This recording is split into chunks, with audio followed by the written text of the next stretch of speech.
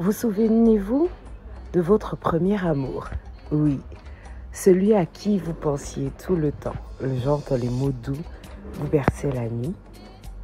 Mon premier amour à moi, c'est la radio. À l'époque, je ne savais même pas que j'allais en faire.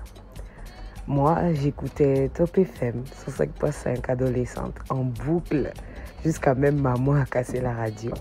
Et à l'époque, je découvrais les émotions qu'une voix pouvait transmettre dans un si petit appareil.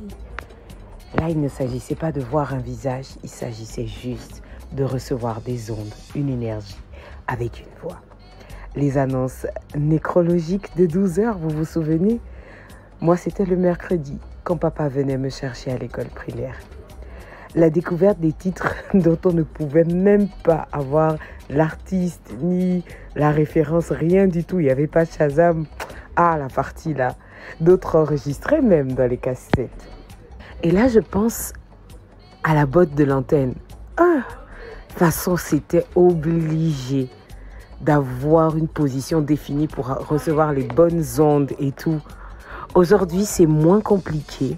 Pour écouter Akum Radio par exemple ou encore Urban FM, vous pouvez simplement télécharger les applications ou directement aller sur leur site. Quelle évolution! 100 ans, c'est pas rien.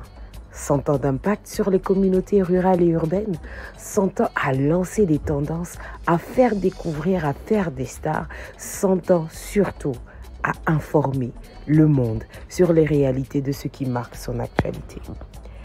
Des femmes, des hommes, derrière leur micro pour influencer, faire rire, informer, lancer des tendances. 100 ans d'un outil de guerre au podcast aujourd'hui, mais c'est magnifique.